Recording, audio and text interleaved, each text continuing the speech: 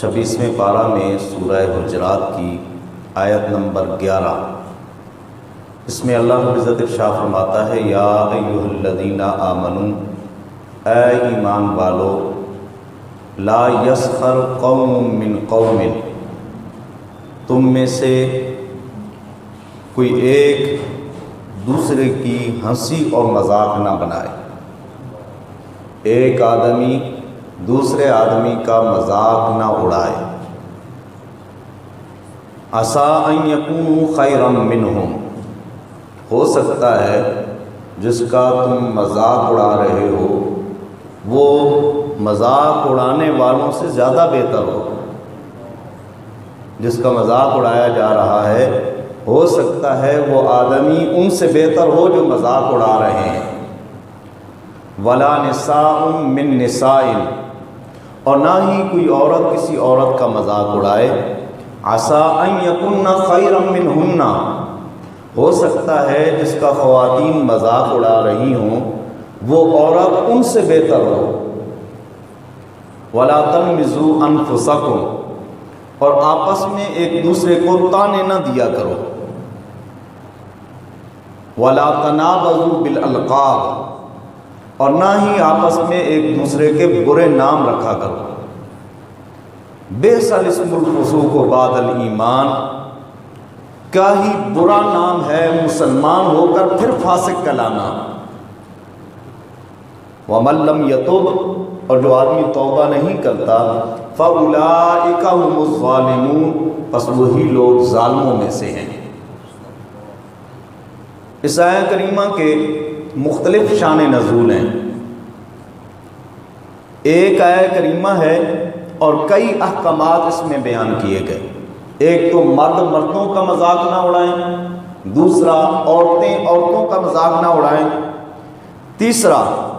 آپس میں ایک دوسرے کے ساتھ طعنہ، کسی کو طعنہ نہ دیں، چوتھا کسی کا برا نام نہ رکھیں۔ اس آیت کریمہ کے شان نزول کے حوالے سے جو پہلا قول ہے،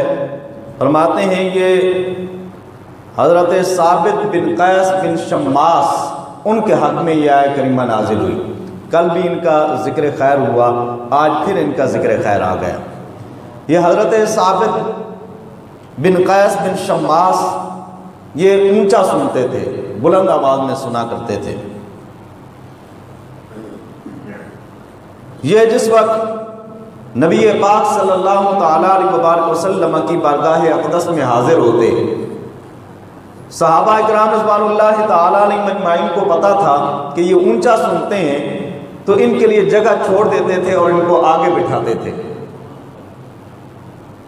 دیکھیں حضور کے صحابہ آپس میں ایک دوسرے کے لیے کتنی آسانیاں پیدا فرمایا کرتے تھے۔ مجلس نبوت میں حضور علیہ السلام کی مجلس میں صحابہ اکرام حضرت ثابت بن قیس بن شماس کو آگے بٹھایا کرتے تھے تاکہ آسانی کے ساتھ حضور علیہ السلام کا قول مبارک سن سکیں۔ ایک مرتبہ ایسے ہوا کہ نبی پاک صلی اللہ تعالیٰ علیہ وسلم کی مجلس لگ گئی، حضور علیہ السلام کے صحابہ سب بیٹھ گئے،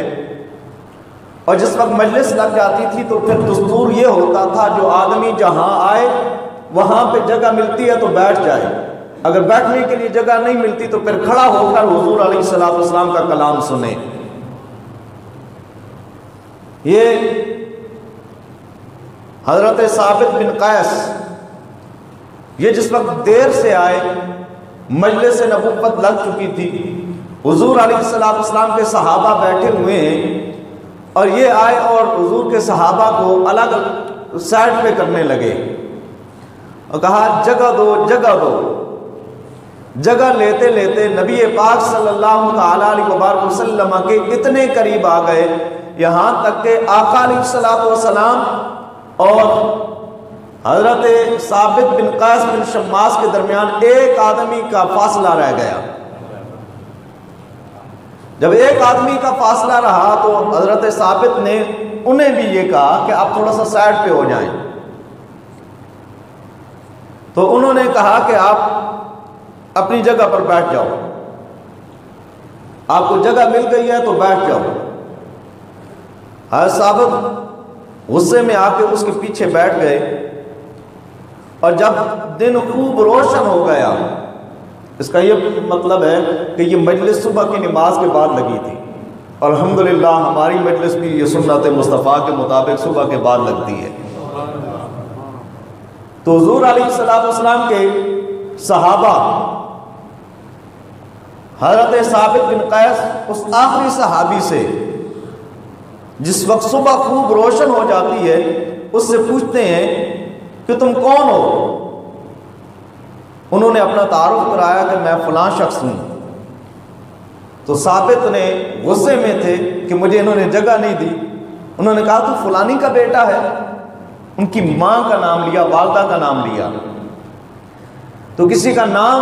جس کا لیا جائے تو وہ تو خیر ہوتی ہے، جب کسی کی ماں کا نام لے کر اسے کہا جائے کہ تو فلانی کا بیٹا ہے تو اسے معیوب سمجھا جاتا ہے۔ کسی کی ماں کا نام لے کر کسی کو اگر یاد کریں گے تو وہ آدمی اس کو ناپسندیدہ سمجھتا ہے، تو پھر آپ خود اندازہ لگائیں جو کسی کی ماں بہن کو گالیاں دیتا ہے، اگر کسی کی ماں کا نام لیا جائے اسے ناپسندیدہ عمل کہا گیا ہے، تو ہمارے منہ پہ تو ہر وقت گالیاں جاری رہتی ہیں، اور اگر ہم کسی کو گالی دیں گے تو پھر ہمارے ساتھ کیا ہوگا؟ اس وقت جس وقت ثابت بن قیس نے اس شخص کو کہا تو فلانی کا بیٹا ہے، تو انہوں نے شرم سے اپنا سر جو تھا وہ جھکا لیا، اور جب سر جھکایا تو اللہ رب العزت نے یہ آیت کریمہ نازل فرمائی، یا ایھا الذین آمنوا لا یسخر قوم من قوم عسى ان یکونوا خیرا منہم، اے ایمان والو تم میں سے ایک مرد کسی دوسرے مرد کا مذاق نہ اڑائے، ہو سکتا ہے جو مذاق اڑانے والا ہے اس سے وہ آدمی بہتر ہو جس کا مذاق اڑایا جا رہا ہے۔